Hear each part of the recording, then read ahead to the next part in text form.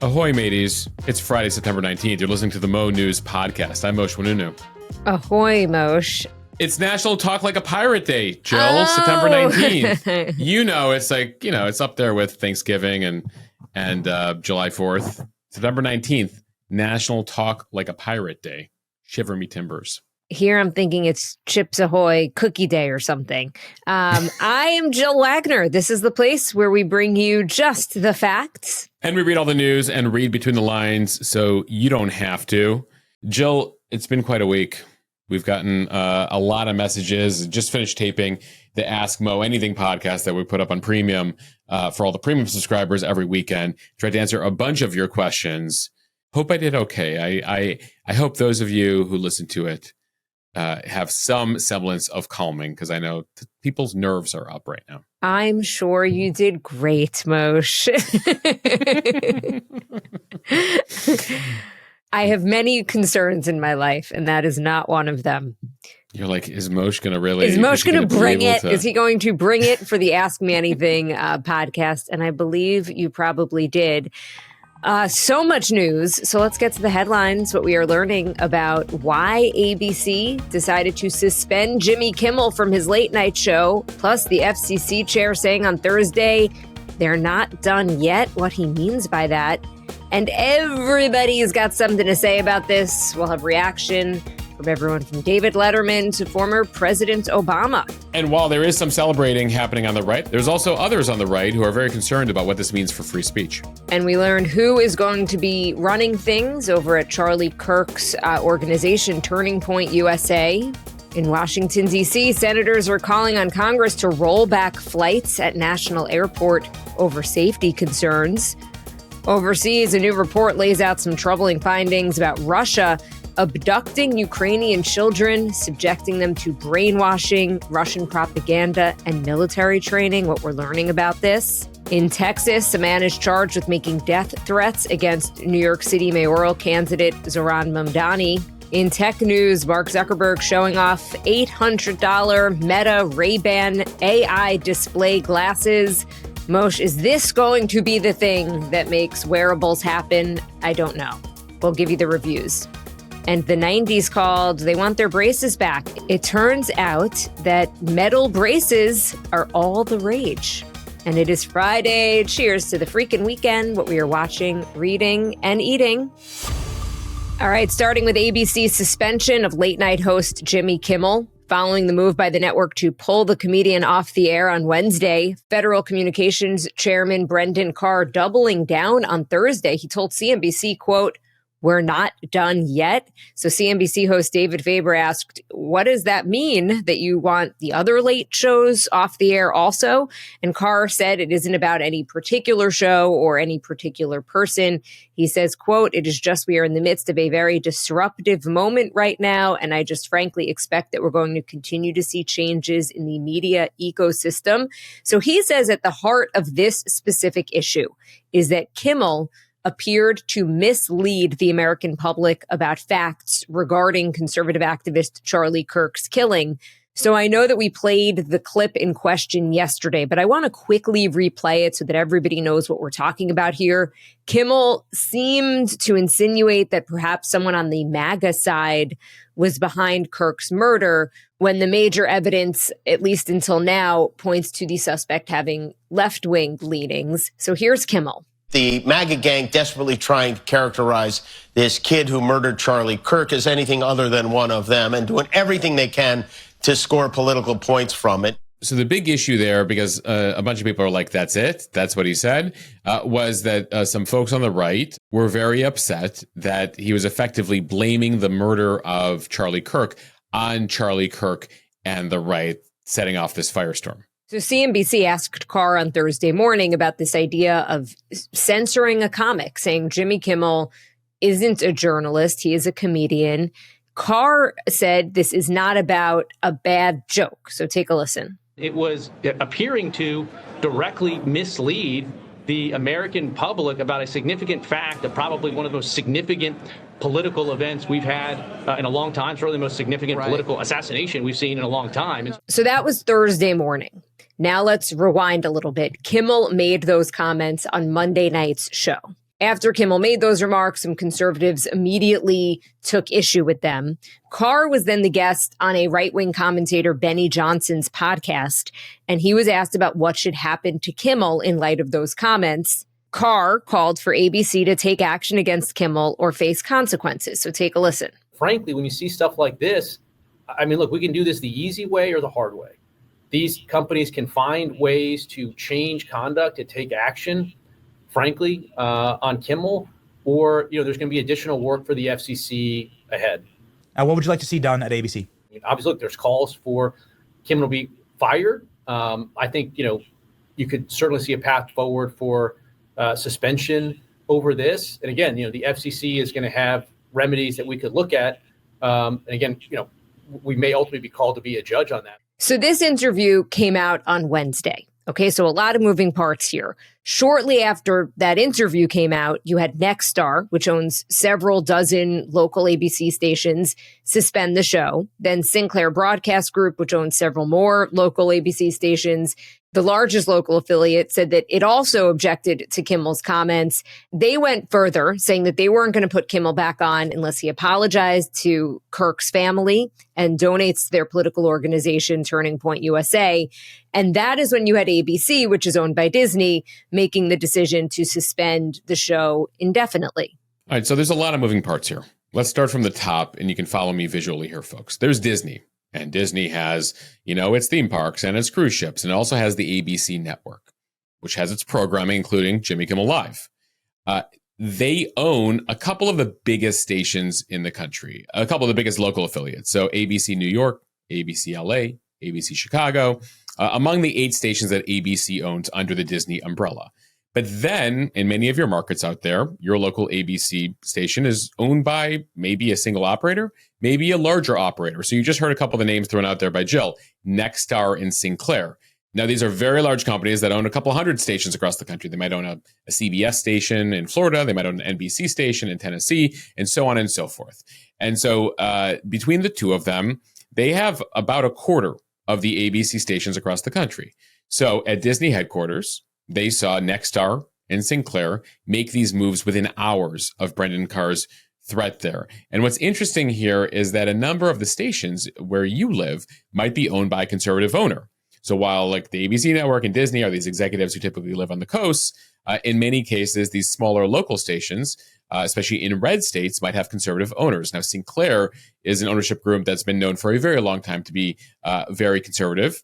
That's why, especially their statement is like, we're not putting Jimmy Kimmel back on our ABC stations where we own ABC stations until he apologizes and makes a donation, which is further than anything else that we've seen anyone else say. So they saw this trickle-down effect, Jill, and we got some interesting reporting from the Hollywood Reporter newspaper late on Thursday.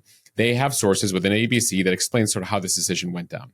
So there's the Brendan Carr interview on the podcast you played. Then Nexstar says, we're not airing Kimmel on our stations. Then Sinclair says, we're not airing Kimmel on our stations. This is a quick trickle over a few hours here. Inside of ABC, apparently multiple conversations were had with Kimmel himself at the executive level. The executives want to know, if we put you on TV tonight, Wednesday night, so 2 nights ago, what will you say? Now, apparently, according to executives, the answer was not satisfactory. They wanted an apology. He was not willing to apologize. And already after the Nexstar and Sinclair decision, they started to hear from advertisers who apparently were already going to threaten to pull their ads from Jimmy Kimmel. So this is all moving very quickly. This was snowballing here. And even if they allowed the show to go on Wednesday, ABC executives believe that more than half the country wouldn't have seen it anyway, because you would have seen more station groups follow the lead here of Nexstar and Sinclair.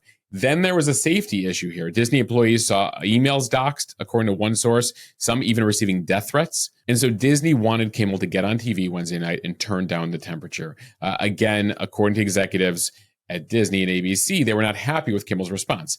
Now, Kimmel's team, anonymous sources telling Hollywood Reporter, they say he was not going to make it worse, but he wasn't going to kowtow. He wasn't going to apologize, but he was going to address the situation. So Disney decides, and this is all the way up to Bob Iger, the CEO of Disney, who just came back. They're like, we're pulling the plug. Now, they do hope to bring Jimmy Kimmel back. I am not sure if there is a pathway there, but nonetheless, Disney executives say they're looking at a cooling off process and then bringing Jimmy back at some point. We will see if that happens from their end, or if, frankly, Jimmy Kimmel at this point wants to come back. Apparently, he's in the midst of contract negotiations. His contract is up soon anyway. Now to the legalities of all this that you've all been asking about. Can the FCC do this? Well, ABC is a broadcast network that goes over the airwaves, which makes it different from cable channels. So many of you have sent me notes like, what about this crazy thing that was said on Fox News or MSNBC? Well, the FCC does not have jurisdiction over those networks. Frankly, none of those cable networks, not HBO, not USA, not Fox News, not Netflix, none of the streamers either. They solely have jurisdiction over the over-the-air channels, NBC, CBS, ABC, the Fox Broadcasting Channel, the one with The Simpsons and football, because ultimately you can still get those channels for free. And they need to have access to the spectrum that the FCC manages. So that gives the FCC much more authority here to get involved in content. Jill, if you go back in American history, we saw nothing to this level, but you did see a version of this during the Nixon administration, when they knew maybe they can't go after the networks, but they can go after the station owners and threaten the station owners with potential ramifications. Add to this, Nexstar, one of those station groups that owns a couple dozen of the ABC stations, has some business coming before the FCC, it turns out. Remember, always follow the money here, folks. They are looking to do a tie-up, a $6 billion tie-up with another station group called Tegna. FCC has to approve that. Well, making the first move here potentially earn them goodwill with the FCC. And so that's a bit of what we're seeing here is there's a business focus here. Now, still, the FCC didn't actually do anything besides just utter those words. And you saw this quick domino effect, including Disney at the highest levels deciding to, in their words, temporarily pull the plug on Jimmy Kimmel. We'll see what happens next. But there are some First Amendment questions here. If, for example, ABC and Disney wanted to fight this, they could argue that the pressure here that Carr and the FCC are putting on ABC is unconstitutional when it comes to the First Amendment. But, of course, ABC and Disney are doing the opposite of that. They, without any move, went the opposite direction, being like, okay, we're going to pull them just under just sort of this general threat that you made on that podcast. So there's a lot of moving parts here. I will add one more thing, Jill. It's not only Nexstar that has business before the government. Disney has business before the government. They have a deal right now that needs Justice Department approval to acquire a company called Fubo. That's basically going to help them dominate the sports streaming market because remember, Disney also owns ESPN. Well, with Trump administration approval, again, this hasn't been said explicitly, but again, follow the money. Disney is potentially making a move here that will grease the wheels to ensure that deal isn't blocked, because that's the way the Trump administration has been approaching this sort of thing. So not surprising, Trump has been celebrating the move. He's been putting out messages on social media about it, saying, okay, Colbert gone, Kimmel gone, NBC, your move with Seth Meyers and Jimmy Fallon. Trump was asked about it at a press conference yesterday, said Kimmel was canceled for ratings purposes. He then was asked about it when he landed back in the U.S. late on Thursday. And he said the FCC should be revoking the licenses of networks who have late night shows, any late night show that speaks poorly about him. There was one study that showed overwhelmingly, Fallon's pretty liberal, Meyers is pretty liberal, Kimmel's liberal, Colbert is liberal. He thinks their licenses should be taken away, but that's up to Brendan Carr. Now, historically speaking, the FCC has been a pretty independent agency. This level of coordination rhetorically with the FCC and the White House, we have not seen that in the past. And so that's concerning to some folks on the left, as well as some folks on the right. Jill has been tracking reaction to all of this yesterday. So let's go through some of the reaction. So you have Dave Portnoy, who's the founder of Barstool Sports, who's pretty conservative. He called Kimmel's cancellation a consequence for his actions, not an example of cancel culture. Megyn Kelly celebrated, saying that Kimmel was smearing the MAGA movement. Then you've got Tucker Carlson, though, who's very worried about this. Yeah, he came out against this, Jill, because you have a lot of free speech purists on the right, the Rand Pauls, the Elon Musks of the world, for the most part. The Free Press newsletter, which leans right, had a warning in an editorial they put out yesterday saying any conservative celebrating this should be very careful because at some point, Democrats will be in charge again. And this is now something they can do because Trump did it when they're back in power to the right. On the left, you've got politicians, Democrats and progressives. You've got comedians condemning Disney and ABC's move as a politically charged attack on free speech. David Letterman, the longtime late night host, sharply critical of ABC's move. He was at an event on Thursday and he said, quote, "We all see where this is going, correct? It is managed media." He said, "You can't go around firing somebody because you're fearful or trying to suck up to an authoritarian, a criminal administration in the Oval Office. That's just not how this works." Former President Obama wrote on social media, "After years of complaining about cancel culture, the current administration has taken it to a new and dangerous level by routinely threatening regulatory action against media companies unless they muzzle or fire reporters and commentators it doesn't like." Jill, it's very interesting to see how quickly, the quotes have flipped here, because remember, during the Biden era and previous, you had people on the right who were always complaining about cancel culture, about censorship from the government. And you had people on the left at the time being like, well, no, you're being held accountable for things you've said or done in the past. And we've learned that over time, right? The amount of pressure the Biden administration in particular put on social media companies to block things they deemed misinformation, in many cases, going after people on the right. You saw Donald Trump, right, get his social media accounts blocked on X, blocked on Facebook, taken off of Instagram in the aftermath of January 6th. So not surprising here that we're now seeing the opposite, but we're definitely seeing this at a level we did not see in the previous administration. Just to be clear, unions representing a whole bunch of creatives, the Writers Guild, the Federation of Musicians, the Screen Actors Guild, all issuing statements calling this an attack on free speech, comparisons being made to McCarthyism of 70 years ago, what the government was doing to anyone who was accused of being a communist at the time. Now, there is a business side to this. We talked about the money earlier. Kimmel's ratings have been sinking for a while, just about 1 million viewers watching them every night. That's a significant drop over the last couple of years. And so there could be a business argument here behind this. We certainly heard that with the Colbert cancellation at CBS. But given how the FCC has rolled this out, given what Carr is saying, given how aggressive the president is being here, it's widely seen that this is about politics and not about business necessarily. 6 Democratic leaders in the U.S. House yesterday issued a joint statement calling on Brendan Carr to resign from his position at the FCC. They called it a bullying of ABC. And they said they're going to launch an investigation into ABC, into that station group Sinclair, into what exactly took place behind the firing here. The lines here will be very interesting to see in terms of where Republicans might split on this.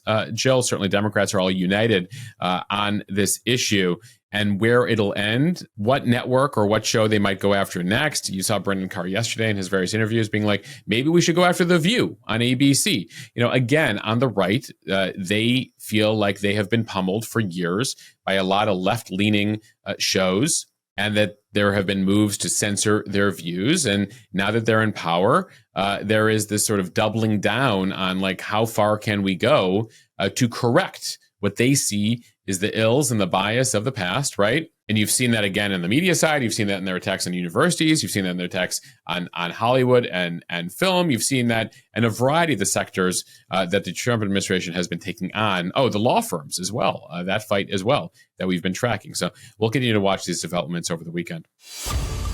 And staying with the murder of Charlie Kirk, we learned on Thursday that Erika Kirk, Charlie Kirk's widow, will take over her husband's role as CEO of Turning Point USA. She'll also be delivering remarks alongside President Trump and J.D. Vance at a public memorial service, which is Sunday in Arizona. One video clip that made the rounds yesterday online, Jill, there was an episode where Charlie had Erika on several months ago, and he joked in the episode that she's even more conservative than him, that he's a moderate as compared to her.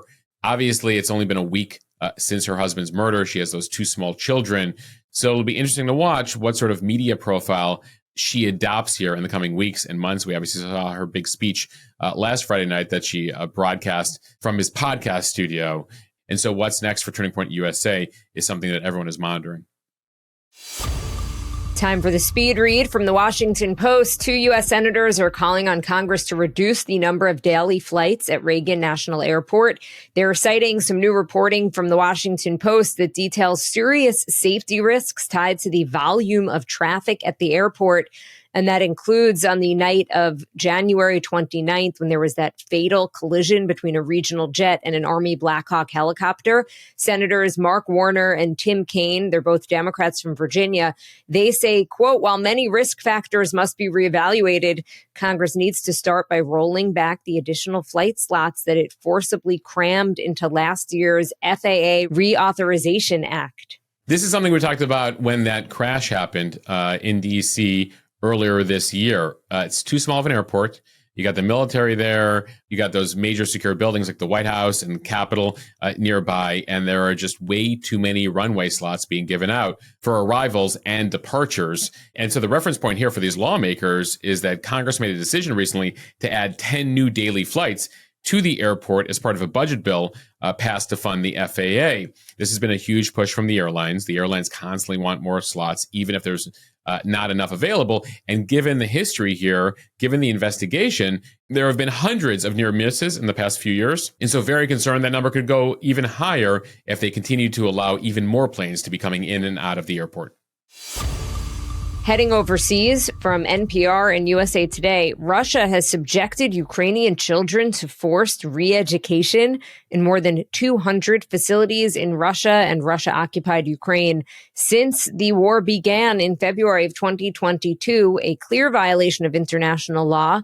Now, this is according to a new report from the Yale School of Public Health's Humanitarian Research Lab. It was published earlier this week. The executive director of the research lab saying, quote, what we are seeing is an industrialized network of re-education, aka brainwashing, to turn Ukrainian children into Russians, and in some cases to turn certain Ukrainian children into soldiers. The report says that some children were held at camps and returned home. Others were kept indefinitely and then placed with Russian families who formally adopted them. This report is based on publicly available data and also satellite images. The study was initiated at Ukraine's request to better understand the full size of the network of facilities where children are being held and to help them eventually return to Ukraine.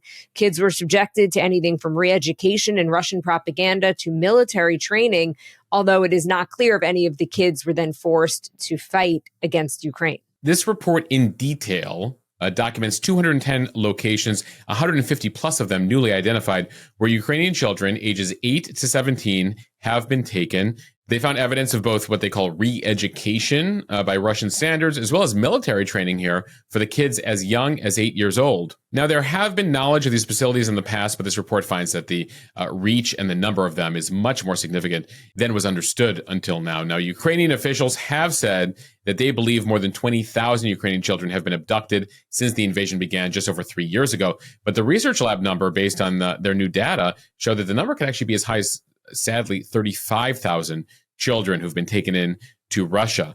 The data here has been shared with the UN Security Council, which incidentally, Russia sits on the Security Council as a permanent member over there.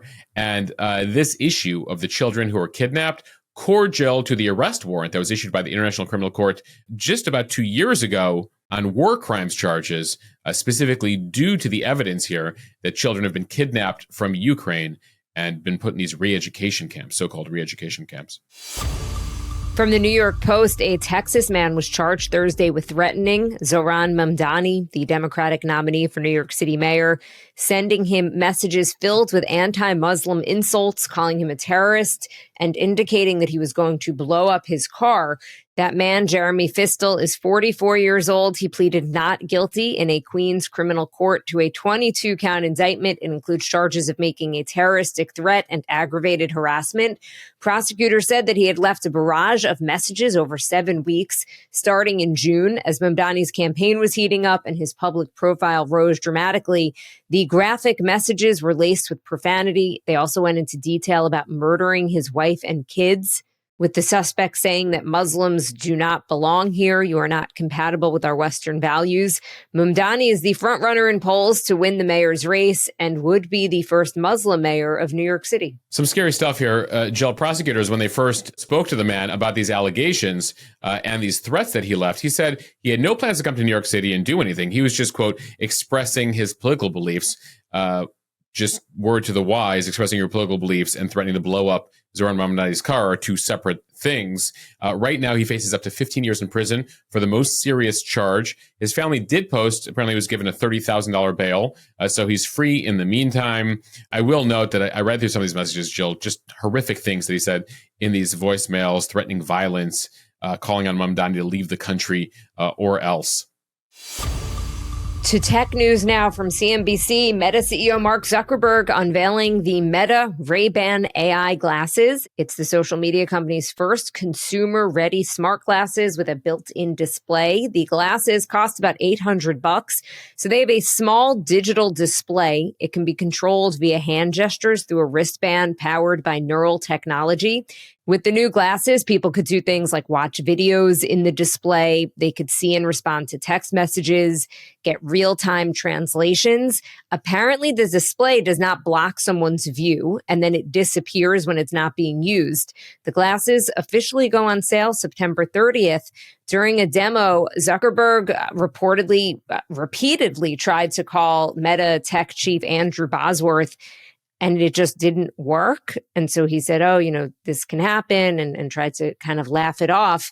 But Moshe, we have been talking about wearable technology for as long as I can remember. I was a reporter on the floor of the stock exchange when Snap was trying to make their spectacles happen. Didn't Google had glasses too at one point too? Google had, they called it Google Glass. That was a bust, to say the least. So the question here is, are these going to finally make these type of wearables mainstream? And apparently some of the reviews are pretty good. Yeah, CNN had a positive review. Business Insider had a positive review. At the same time, the Business Insider reporter, Peter Kafka, who did the review, said, I'm also not sure how I would use them in real life, but I'm reasonably confident some people will be really into them. One of the issues here with these Meta glasses is that you still got to carry your phone with you. So there has been an attempt through the years to build glasses or smart wearable technology that doesn't also require your phone. Well, for now, you still need your phone with you to really make them effective. As for the CNN review here, Claire Duffy, the tech reporter over there, also gave them an optimistic review, saying there's live captioning, navigation, video calling. You can ask AI about your surroundings. You can view and respond to messages, all of which she says she tried in a mostly successful brief demo. The bottom line so far is it appears the smartphone still offers a better experience than this wearable technology, but Jill hopes springs eternal. We'll see if there's some adoption here and they keep upgrading on the upgrade on the upgrade, and we'll all be walking around with glasses and having the Google map in our eye and making our phone calls without ever having to open our devices and get the carpal tunnel syndrome. The only thing that these glasses have going for them is that they're kind of cool. They don't really look like they're AI glasses. They just look like regular Ray-Bans. That's the first step. And finally, from the New York Times, teens and tweens have come to embrace braces, and not just any braces, the old school metal variety of yesteryear. An orthodontist in Manhattan tells the Times, kids used to come in wanting clear liners. Now kids are like, no, I want metal braces. I want to be, what were the phrases, like metal mouth? I want to be a metal teeth. mouth. The American Dental Association says that metal braces have never been cooler. That is a quote. A survey from the American Association of Orthodontics released a survey earlier this year. It found the number of people being treated with metal braces is on the ascent, and treatment with aligners has declined. The orthodontist saying we are living in a time of super high digital technology. So what he thinks is happening is that the analog version of braces is what is the most cool. So he's kind of comparing it to kids who listen to vinyl records instead of Vinyl's streaming. back, cassette tapes are back. Taylor Swift selling cassette tapes again, right? And so braces here are back. We have metal braces are back. Metal braces are back, like Anthony and Michael Hall and 16 Candles and Breakfast Club, right? According to one dental hygienist, this generation is saying brace face. Okay, that's cool. All right, Moshe, it is Friday. Cheers to the freaking weekend. Time for what we are watching, reading, and eating. What are you watching? Jill, I was walking past Rockefeller Plaza last week, and they had a big pop-up for the new series, The Paper, which is a spin-off, a follow-up to The Office, the famous Office. So The Paper now streaming on Peacock. They're also going to be airing it on NBC. So looking forward to seeing what that's about. Jill, what are you watching? The Morning Show is back, season 4 on HBO. It picks up 2 years after the events of season 3. Rumor has it it's going to touch on issues like deep fakes and AI, which kind of makes me not want to watch it because I feel like that's all we talk about in real life. Well, the problem I had, so I really liked season 1 of The Morning Show. And then like season 2, when they did the whole like, we're going to just like embrace COVID. Like they're the only TV show that's like, you know what America needs and viewers need? Like COVID on their like, you know, fictional TV shows, like not just in real life. And I was like, no. Like this is just bumming me out, Morning Show. So sort of lost me there. But you know, they still have all the stars are there, right? Aniston, Witherspoon. John Hamm is even back. Oh, Hamm's back too. I probably need to watch season 3. Season 2, I still can't watch, but maybe I'll try season 3 so I can get into 4 here. Apple is one of those streamers where they drop each episode weekly as opposed to dropping it all at once like Netflix. One day when you want to teach Olivia, your daughter, about the pandemic, you can watch season 2 of The Morning Show with her and be like, this actually happened. We did this. Yeah, like this all happened just before you were born. Okay, Moshe, what are you reading? Jill, there's a new Dan Brown book. First book in 8 years. He obviously is the famous author of Da Vinci Code. So this is the latest Robert Langdon mystery called The Secret of Secrets. What are you reading? So my daughter has been loving, and I have been loving, these books by Jory John. They've got The Couch Potato, The Smart Cookie, The Good Egg. I highly recommend. They're filled with little funny stuff that maybe the kids don't get, but we do. And they all have really nice lessons. And Moshe, what are you eating? Jill, we're headed to Texas where my parents are for the Jewish holiday. The Jewish New Year is early next week. So we're headed there for the weekend. So we're going to get some Texas barbecue, some Texas steakhouses. Send your recommendations. They're in the Fort Worth area. And then some home cooking. Jill, what are you eating?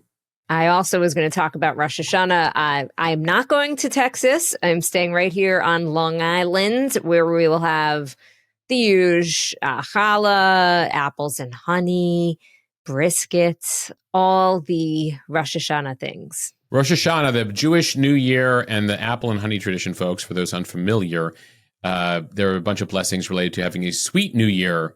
So honey, desserts, all part of it. Honey-related desserts, all desserts.